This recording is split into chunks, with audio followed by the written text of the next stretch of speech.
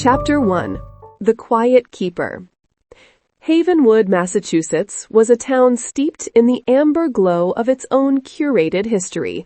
Elm-lined streets, meticulously preserved colonial homes, and a town square dominated by a statue of Governor Ezekiel Blackwood, the town's esteemed founder, all whispered tales of valiant settlers and hard-won prosperity. At the heart of this meticulously maintained narrative stood the Havenwood Public Library, and within its echoing silence, Eleanor Vance found her quiet purpose. Eleanor was, to all outward appearances, as unassuming as the archival shelves she so diligently maintained. Her movements were precise, her voice soft, and her focus unwavering as she categorized, cross-referenced, and conserved the brittle remnants of centuries past. Dust motes danced in the shafts of sunlight that pierced the high windows, illuminating the intricate dance of her fingers across ancient parchment. She was a woman who understood the profound weight of a single ledger entry, the silent story held within a forgotten deed. Her world was one of dates and names, of ink faded to sepia, of maps charting forgotten boundaries. She moved through it with a reverence that bordered on devotion, a quiet sentinel guarding the collective memory of Havenwood. Most saw her as simply the archivist, a rather quaint fixture in a charming town. Mayor Silas Blackwood, a man whose lineage was as impeccable as his tailored suits, certainly did. He saw Eleanor as a necessary, if somewhat dusty, cog in the machinery of Havenwood's self-congratulatory narrative. He presided over the town with an air of effortless authority, the embodiment of the Blackwood legacy that had shaped Havenwood from its very inception. The library was Eleanor's sanctuary, a place where the present faded and the past, in all its perplexing complexity, unfurled itself. It was here, on a Tuesday afternoon late in autumn, that Eleanor's quiet war began. Not with a bang, but with a barely perceptible whisper from a misfiled land deed. She was cataloging a recent donation from the estate of a deceased town elder, a veritable treasure trove of colonial era documents that promised weeks of immersive work. As she systematically sorted through declarations, inventories, and bills of sale, a particular deed caught her eye. It pertained to a significant tract of land, once sprawling and fertile, that had belonged to her own Vance ancestors. The name alone, Vance, a name she carried with quiet pride, drew her attention.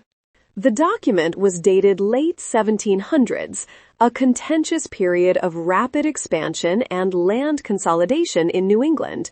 According to the official town histories, the Vance family had fallen on hard times, a common narrative of settlers succumbing to the harsh realities of a new world. Their land, it was stated, had simply been lost through a series of unfortunate, if legitimate, transactions. But as Eleanor's meticulous gaze fell upon the faded ink, upon an entry number scrawled almost illegibly in the margin, a cold prickle traced its way down her spine.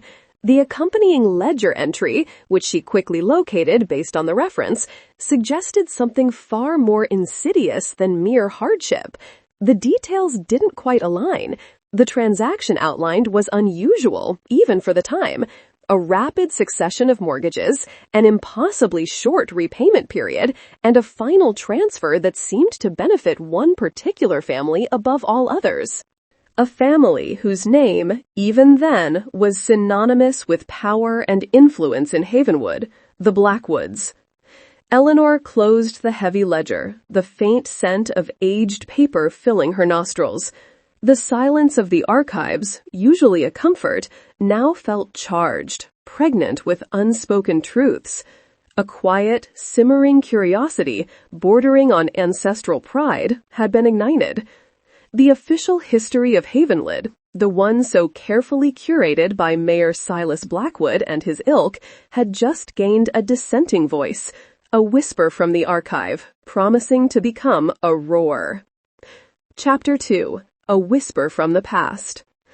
The misfiled deed, initially just an anomaly, became a focal point around which Eleanor's quiet world began to pivot.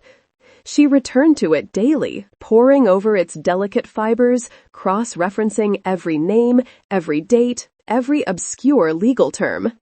The official town histories, published by the Havenwood Historical Society, of which Mayor Blackwood was a prominent board member, painted a picture of industrious Blackwood patriarchs building the town from scratch, acquiring land through honest endeavor and shrewd business acumen.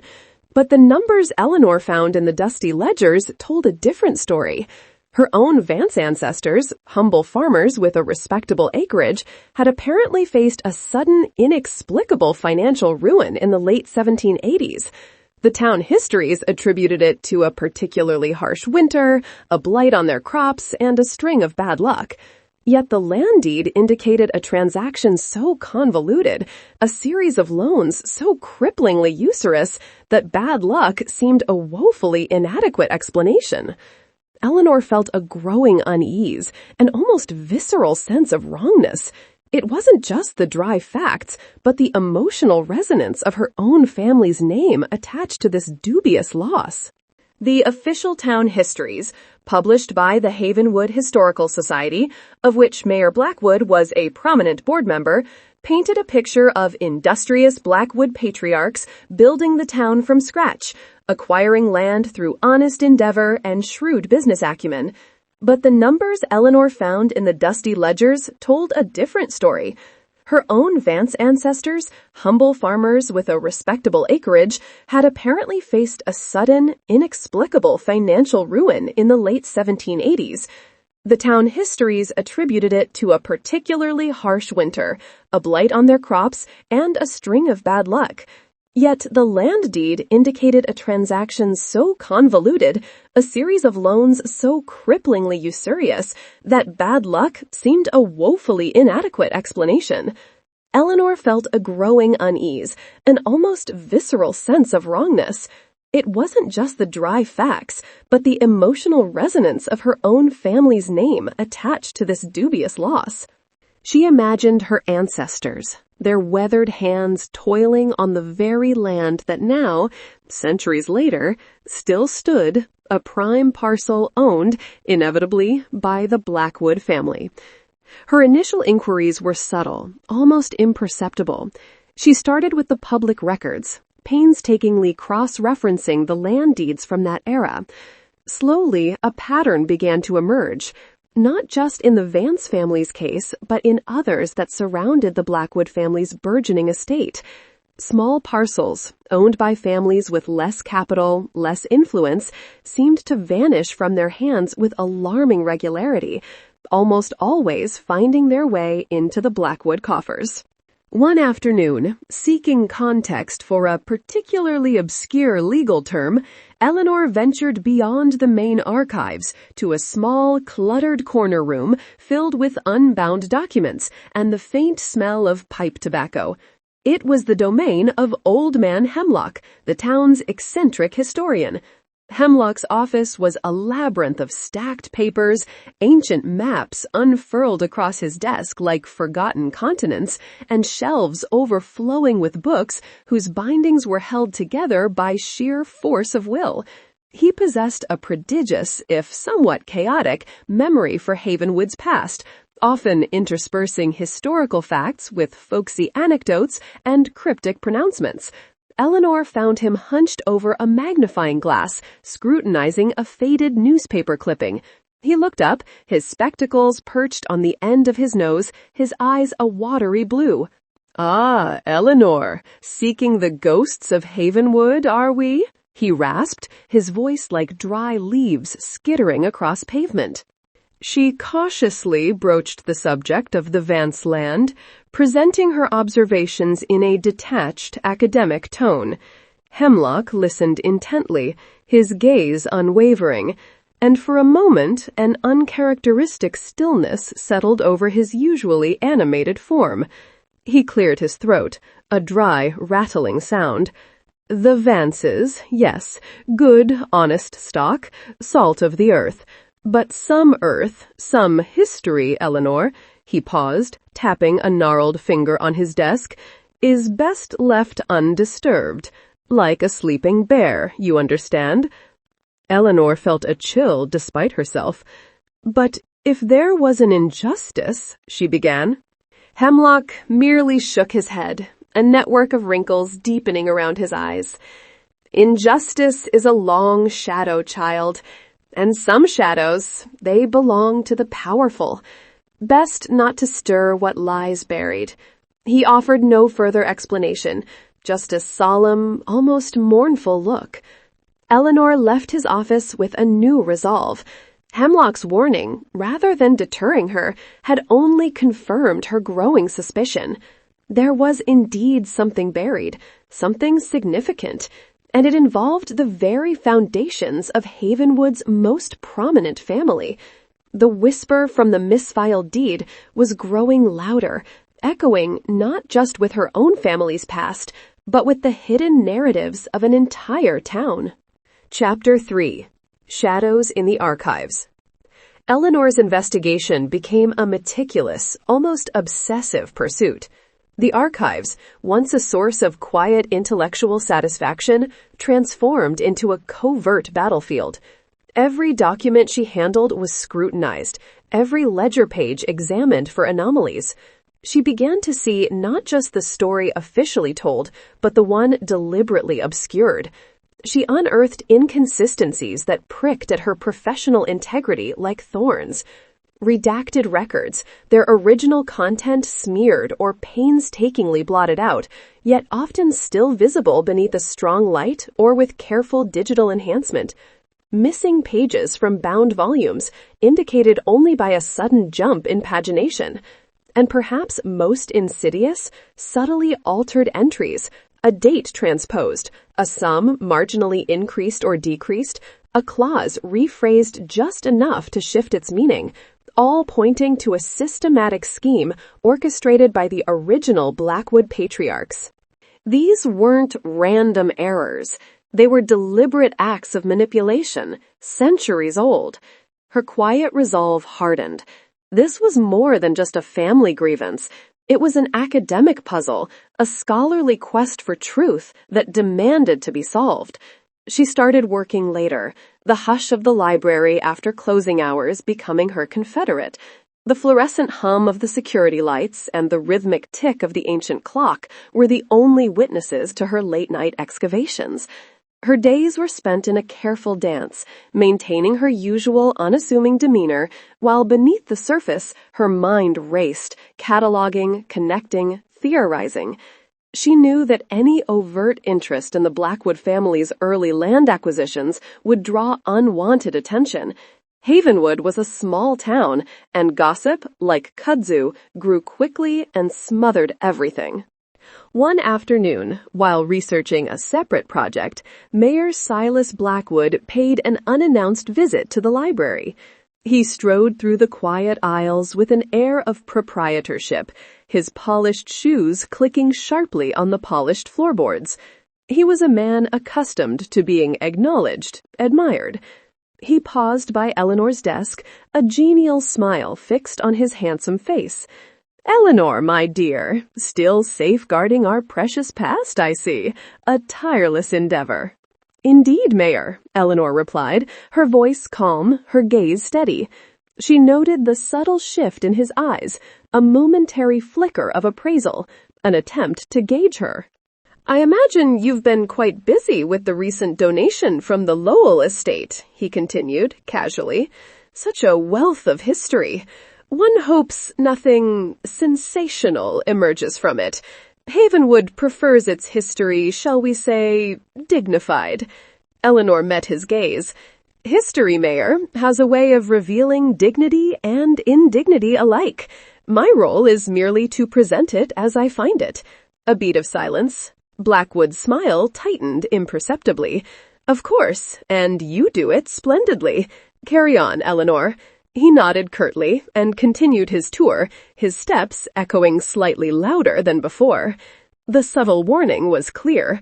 Blackwood, a man who believed himself to be the ultimate arbiter of Havenwood's narrative, had noticed her. His casual visit, cloaked in pleasantries, was a subtle assertion of his watchful presence. He would prefer the past remain as he had curated it, pristine and untroubled. But Eleanor, surrounded by her scrolls and ledgers, felt a surge of defiant determination. His veiled warning only reinforced her conviction. She was on the right path. The carefully constructed facade of the Blackwood legacy had cracks, and Eleanor Vance, the quiet keeper of whispers, was determined to pry them open, one document at a time. Chapter 4. Threads of Deceit. Eleanor's methodology was relentless. She meticulously cross-referenced church records for baptisms, marriages, and deaths, tracing family lines and confirming dates of residency. Tax ledgers, dry and dusty, became vital tools, documenting property valuations and shifts in ownership. Tattered personal journals and diaries, occasionally donated to the library but rarely consulted, offered glimpses into the daily struggles and anxieties of common folk. Even forgotten newspaper advertisements, promising land sales or announcing foreclosures, yielded crucial fragments of the puzzle. Her initial focus had been the Vance land, but as she delved deeper, the individual thread of her family's dispossession wove into a larger, more sinister tapestry. She meticulously reconstructed the timeline of her family's financial ruin.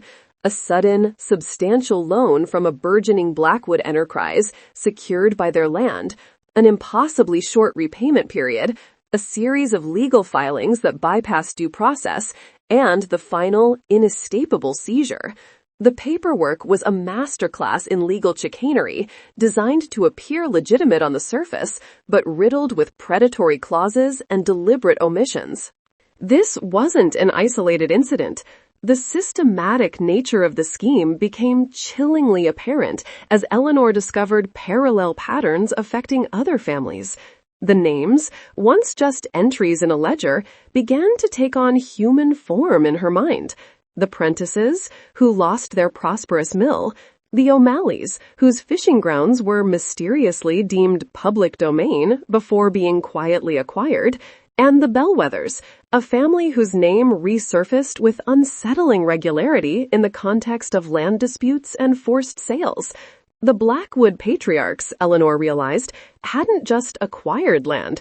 They had strategically orchestrated the financial downfall of their neighbors, creating cycles of debt and dependency that ultimately led to wholesale land confiscation.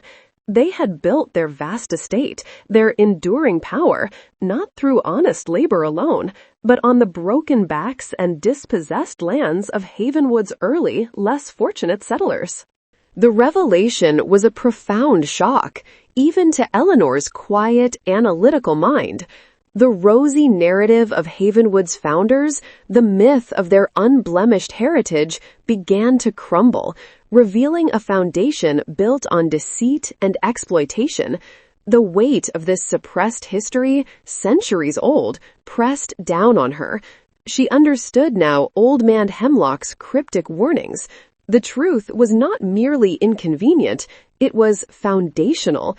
To expose it was to shake Havenwood to its very core, to challenge the identity Mayor Silas Blackwood so carefully upheld. Eleanor, the quiet archivist, was no longer just seeking ancestral pride. She was seeking to set history straight, and she knew, with a certainty that hummed in her bones, that she would not be deterred. Chapter 5. An Unexpected Ally. The name Bellweather continued to surface in Eleanor's research, appearing in old land deeds, foreclosure notices, and even a few personal letters she'd unearthed. There was a consistent thread of loss, of smaller parcels absorbed into the ever-expanding Blackwood holdings. One afternoon, while cross-referencing a particularly confusing ledger entry, a new face appeared at the library's front desk, inquiring about colonial-era land records. The woman was in her late 30s, with an intelligent gaze and an air of quiet determination that Eleanor recognized instinctively. She introduced herself as Clara Bellweather, a distant descendant of the Bellweather families who had once populated Havenwood. I am doing some independent research, Clara explained, her voice low and earnest. My family always had these vague stories about losing land, being forced out. My great-great-grandfather apparently swore the whole thing was rigged, but it was always dismissed as old family bitterness. I just want to see if there's any truth to it. Eleanor's heart quickened.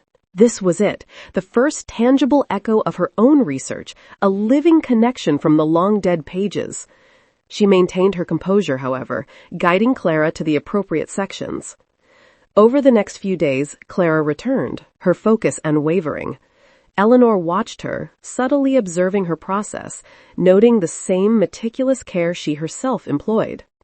Eventually, Eleanor allowed herself a carefully worded inquiry. I've come across the Bellweather name quite a bit in the late 1700s records, she offered one afternoon, a stack of ledgers innocently balanced on her arm. There appeared to have been some complicated land transactions during that period. Clara looked up, her eyes widening slightly. Complicated is an understatement. I'm finding so many inconsistencies, Eleanor. Loans with impossible interest rates, properties sold off for pennies, legal documents that seem to vanish. Her voice was laced with a frustration that mirrored Eleanor's own. It was the beginning of their quiet alliance. Over hushed conversations in the library's back aisles or during discreet coffee breaks, they pooled their findings. Clara's inherited oral history merged with Eleanor's documentary evidence, creating a more robust, undeniable narrative. The Bellweathers, like the Vances, had been systematically dispossessed. As Eleanor's inquiries grew more persistent, fueled by Clara's corroboration, she caught the attention of Mayor Blackwood. His surveillance, initially subtle, began to intensify.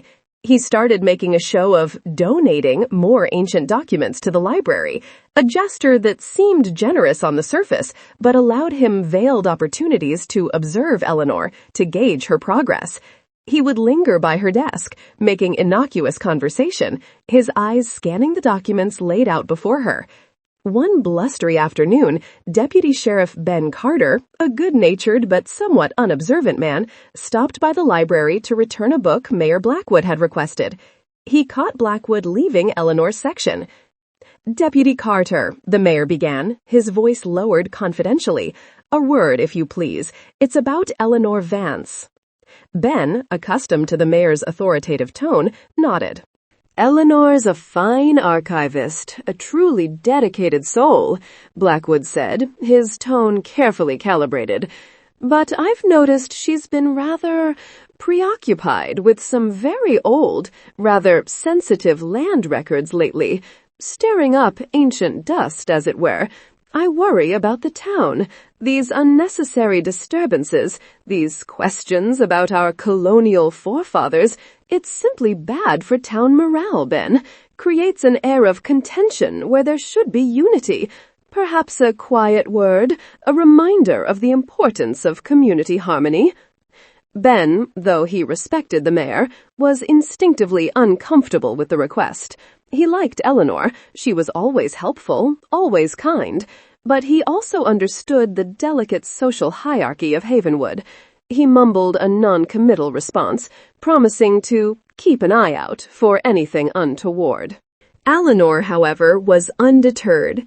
Blackwood's attempts to subtly derail her, his casual suggestions to Deputy Carter, only confirmed the magnitude of what she was uncovering. Every obstacle he placed in her path became another piece of evidence, another confirmation that she was close to the truth. With Clara Bellweather by her side, Eleanor patiently reconstructed the true narrative, one fragmented, forgotten scrap of history at a time. The quiet war was escalating, and Eleanor Vance, the meticulous archivist, was ready for the next battle. Chapter 6: The Weight of Evidence. The library hummed with its usual late afternoon quiet, but for Eleanor, the silence was a roaring furnace, forging the weapon she knew she would soon need. Blackwood's thinly veiled warnings, his attempts to subtly manipulate Deputy Carter, affirmed the power of the truth she was unearthing. Her investigation transitioned from a quest for knowledge to a strategic campaign. Eleanor's quiet corner of the archives became her war room. She had ceased meddily collecting facts. She was now building a case, a comprehensive, irrefutable dossier designed to withstand scrutiny and disarm opposition. Her desk, usually organized with surgical precision, now bore the weight of centuries. Stacks of yellow deeds, brittle tax ledgers, and fragile personal letters were meticulously organized into categories: Vance dispossession, Bellweather land seizures, Blackwood loans, usurious terms, legal filings, fraudulent. Each document was cross-referenced, photocopied with careful attention to preserve originals, and noted. She created timelines, flowcharts, and annotated summaries. The story that emerged was chilling in its clarity and cold calculation. Dates of fraudulent legal filings, often expedited or pushed through obscure courts without proper notice to the affected parties. Records of usurious loans, designed to be impossible to repay, leading inevitably to forfeiture, and over it all, a carefully constructed web of cover-ups spanning generations, a meticulous effort to erase the true origins of the Blackwood fortune from public memory. Clara Bellweather, now a regular presence, worked alongside her in comfortable silence, their shared purpose a bond stronger than words. Clara meticulously combed through census data and probate records, tracing the lineage of affected families, identifying other descendants who might hold forgotten fragments of the story. Her perspective, rooted in family lore and oral tradition, provided invaluable context, filling in the emotional gaps left by the dry official records. "It wasn't just simple greed," Clara murmured one evening, poring over a faded will. "It was about power, erasing anyone who could challenge their narrative, consolidating all the wealth and influence in their own hands." Eleanor nodded, her gaze fixed on a list of original landholders, almost all of whom had mysteriously lost their properties to Blackwood entities. "They didn't just want the land, Clara. They wanted to control the story of Havenwood." The dossier grew into a formidable stack. It detailed not only the what, but the how, the specific legal maneuvers, the names of the complicit officials, the precise financial mechanisms. It revealed how the Blackwood family's esteemed legacy, the very foundation of Havenwood's proud colonial heritage, was built on the systematic disenfranchisement of dozens of smaller landholders. Eleanor knew she couldn't present this evidence quietly. The truth, in Havenwood, needed to be delivered with an unignorable force. She began to think strategically about the moment, the place, the audience that would ensure maximum impact. She envisioned him on the podium, his voice resonating with carefully crafted rhetoric about their glorious heritage. And then she imagined the quiet ripple of paper, the growing murmur of revelation as her meticulously assembled truth began to circulate. The weight of evidence was now too heavy to remain buried. The time for whispers was over. Chapter 7. The Gala's Shadow. The air in Havenwood thrummed with anticipation. The annual Historical Society Gala was just days away, the social zenith of the town's calendar. It was an event where lineage was discussed, fortunes subtly displayed, and the carefully burnished narrative of Havenwood's colonial past was celebrated with pomp and circumstance. Mayor Silas Blackwood, as always, was scheduled to deliver the keynote address, a ritualistic homage to the town's glorious heritage, and, by extension, his own family's pivotal role in it. Eleanor watched the preparations with a quiet intensity. Banners proclaiming "Celebrating Havenwood's Founders" went up around the town square. Invitations, embossed with the Historical Society's crest, fluttered through mailboxes. To most, it was a festive occasion. To Eleanor, it was the designated battlefield. Her final weapon was ready, a detailed summary of her findings, meticulously footnoted, cross-referenced, and distilled into a concise, damning report. She had kept it purposefully succinct, designed for maximum impact, for eyes accustomed to balance sheets and bullet points rather than centuries-old ledgers. Accompanying it was a selection of the most damning photographs of original documents, a fraudulent deed, a usurious loan agreement, a redacted section brought to light. She had made a few discreet calls, not to the national media, but to journalists from a couple of regional newspapers known for their investigative reporting. Her approach was subtle, hinting at significant historical revelations concerning Havenwood's founding families, timed to coincide with the gala.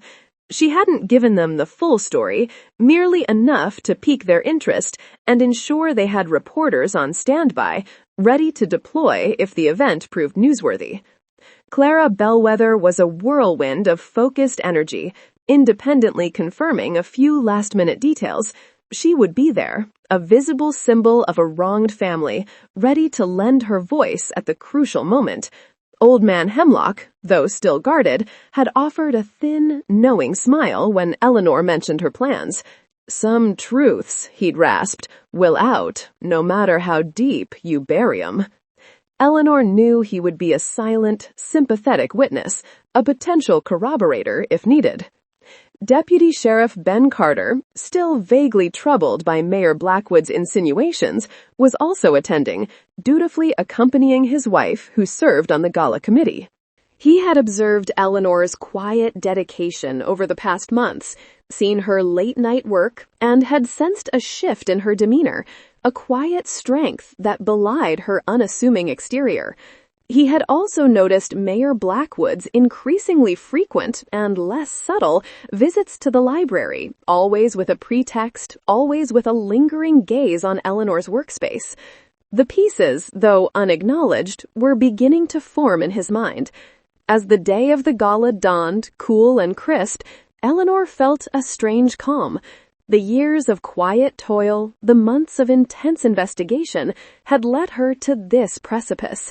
There was no turning back. She would not be disrupting a celebration. She would be righting a historical wrong. Havenwood was about to learn that its glorious heritage was, in part, a carefully constructed illusion built on the disenfranchisement of its own people. And Eleanor Vance, the town archivist, was about to unveil the truth. Chapter 8. Truth Unveiled. The Havenwood Town Hall Ballroom, usually reserved for town meetings and community dances, shimmered with the refined elegance of the Historical Society Gala. Elaborate floral arrangements adorned tables draped in fine linen. The air was thick with polite chatter, the clinking of glasses, and the soft strains of a string quartet. Mayor Silas Blackwood, resplendent in a tuxedo, moved through the room with the practiced ease of a host, radiating charm and confidence. He was the undisputed patriarch of Havenwood, his very presence an embodiment of its storied past. Eleanor arrived quietly, blending into the periphery, carrying a simple, discreet leather portfolio. Clara Bellweather, dressed with an understated dignity, gave her a reassuring nod from across the room. Deputy Ben Carter, standing near the back with his wife, caught Eleanor's eye, a flicker of something unreadable in his gaze. The moment arrived. Mayor Blackwood ascended the podium, bathed in the soft glow of spotlights. He cleared his throat, silence rippling through the room. His speech began, a familiar paean to the town's founders, a stirring narrative of hardship overcome and prosperity achieved through diligence and integrity. He spoke of the unshakable foundations laid by his ancestors, of the pioneering spirit that continued to define Havenwood. As Blackwood reached the crescendo of his speech, waxing lyrical about Governor Ezekiel Blackwood's visionary leadership, Eleanor made her move. With a quiet strength that belied her usually retiring nature, she began to circulate her dossier. She started with the town council members seated at the head tables, then moved to prominent business owners, long-standing members of the Historical Society, and influential community leaders. Her movements were calm, deliberate, her expression serene. The first few reactions were subtle: a furrowed brow, a head tilted in confusion, a whispered question. But as more guests absorbed the detailed summary of her findings, the meticulously footnoted evidence, the murmur in the room began to grow.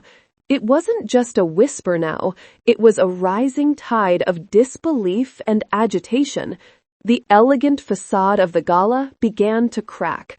Photographs of the fraudulent deeds, the usurious loan agreements, the redacted records, all laid bare the Blackwood family's multi-generational scheme. Eleanor's presentation revealed, with cold, irrefutable fact, how their esteemed legacy was built on the systematic disenfranchisement of families like the Vances and Bellweathers. The elegant words of Mayor Blackwood's speech suddenly rang hollow, dissonant against the damning evidence unfurling across the room. Mayor Blackwood, mid-sentence, faltered. He noticed the shift in the room's energy, the eyes no longer on him, but on the circulating papers. His voice trailed off. "Is there a problem?" he asked, his tone suddenly sharp. A council member, his face pale, held up a page from Eleanor's dossier. "Mayor, this document, it makes some serious allegations regarding your ancestors' land acquisitions." Blackwood's composure, usually unassailable, began to shatter. He initially attempted to dismiss it, a desperate, frantic energy emanating from him. Nonsense, revisionist history, slander propagated by disgruntled individuals. He gestured vaguely in Eleanor's direction. "This is an affront to our heritage, an attempt to sow discord." But as attention shifted to Eleanor, who stood calmly, her dossier now widely distributed, his bluster failed. Her presentation was poised, factual, devoid of accusation, simply laying out the truth. The quiet archivist, armed with nothing but documents and dates, had stripped away centuries of carefully constructed lies. In that moment, Mayor Blackwood's true colors were revealed. His face contorted with desperation and anger, completely losing the polished facade he so carefully maintained. He was no longer the impeccable statesman, but a cornered, furious man. Deputy Carter, standing near the back, witnessed the transformation. He saw the undeniable weight of Eleanor's evidence, clearer than any whisper or suggestion. He saw Blackwood's rage, raw and undisguised. In that moment, a silent decision solidified within him. The law, he realized, was not just about maintaining order, it was about upholding truth. Chapter 9. Fallout. The gala descended into utter chaos. The polite murmurs erupted into indignant shouts, gasps of shock, and furious whispers. The string quartet, bewildered, abruptly stopped playing. Mayor Blackwood's angry attempts to silence the growing clamor were futile, his authority dissolving like mist. He was escorted from the podium by security, his face a mask of impotent fury, denying everything, even as the evidence lay scattered on every table. News spread like wildfire through Havenwood. Mobile phones buzzed, texts flew, and desperate calls were made. The regional journalists, alerted by Eleanor's earlier calls, descended upon Town Hall, their cameras flashing, their microphones thrust towards bewildered attendees. Havenwood's idyllic facade, so carefully maintained for generations, shattered into a million pieces. The immediate aftermath was a maelstrom. Calls for Mayor Blackwood's resignation were immediate and vociferous, echoing through the town square even before the gala guests had fully dispersed. Town council members, confronted with irrefutable proof, were forced to acknowledge the gravity of the allegations. The Historical Society, once an instrument of curated history, found itself embroiled in its own scandal. Clara Bellweather stepped forward, her voice clear and strong amidst the tumult. "My family knew this story," she declared to a scrum of reporters standing beside a resolute Eleanor. "For generations, we were told these were just grievances, just old resentments. Eleanor Vance has proven that they were documented injustices. We demand historical justice for all the families wronged." Her public support amplified the call, giving a human face to the centuries-old injustice. Old Man Hemlock, finally unburdening himself of decades of unspoken truths, found himself surrounded by eager reporters in his cluttered office. His cryptic warnings now made harrowing sense. He provided further corroborating details, tales passed down from his own ancestors, names of other families affected, forgotten anecdotes confirming the Blackwood family's ruthless tactics. He spoke of hushed whispers, of fear, of a town too afraid to challenge its powerful benefactors. His testimony from a respected, albeit eccentric, local historian carried immense weight. Deputy Ben Carter, having witnessed Blackwood's unmasking, acted swiftly.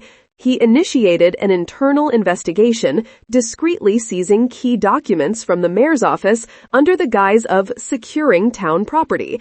His loyalty, once swayed by the mayor's influence, now belonged unequivocally to justice and the law.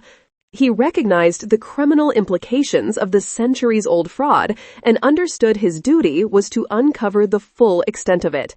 The once proud Havenwood was now reeling, forced to confront a history far darker and more complex than it had dared to imagine. It was a painful, disorienting reckoning. But in the midst of the chaos, a new truth was beginning to emerge, brought forth by the quiet persistence of one unassuming archivist who understood that a town could only truly move forward by first looking honestly at its past. Chapter 10. A New Legacy. Months later, the dust had begun to settle in Havenwood, though the town still bore the scars of its upheaval. Mayor Silas Blackwood, facing mounting evidence and public pressure, had resigned in disgrace. A special prosecutor was appointed, and Blackwood and several associates faced charges related to obstruction of justice and historical fraud. The Blackwood family's vast landholdings, the very symbol of their power, were now under intense scrutiny, with legal challenges launched by several wronged families. Havenwood embarked on a painful but necessary process of reconciliation. A historical commission, vastly different in its mandate from its predecessor, was formed. Its new purpose? To re-evaluate colonial-era land claims, to unearth and acknowledge the full, unvarnished truth of the town's founding. Led by an independent historian, and with Eleanor Vance as its invaluable chief consultant, the commission began the monumental task of rewriting Havenwood's history. For the Vance and Bellweather families, and many others, there was no simple restitution that could repay centuries of injustice. But a system of symbolic recognition was established. Historical markers were erected, acknowledging the true original landholders. Educational programs were launched in schools, ensuring that future generations of Havenwood citizens understood the town's complex, often difficult past. Discussions began on the possibility of establishing a community land trust, potentially returning some of the unjustly acquired land to collective public ownership. Eleanor Vance remained the quiet archivist, her unassuming demeanor unchanged. Yet she was no longer merely a keeper of dusty records. She was a respected sentinel of truth, her quiet authority acknowledged by all. Scholars from across the region sought her expertise, and her meticulously footnoted dossier became a foundational text for the new historical commission. The library, once merely a repository of the past, became a vibrant beacon of honest history. Its doors were more open, its resources more utilized, its purpose transformed into a living testament to transparency and truth. People now came not just for books, but for understanding, for answers, for the stories that had been buried for too long. Her family's name, and the names of countless others, were finally cleared. The narrative of their financial ruin, once relegated to footnotes and dismissive paragraphs, was now understood for what it was, a calculated act of dispossession. The Quiet War, fought not with muskets but with documents and dates, had secured a lasting victory. Havenwood, scarred but ultimately strengthened, learned a profound lesson. Its true legacy, it discovered, was not built on impressive facades or buried lies, but on the courageous pursuit of truth, however uncomfortable, however inconvenient. And in the quiet hum of the library, amidst the rustle of turning pages, Eleanor Vance knew that some stories, once uncovered, could change the world, one truth at a time.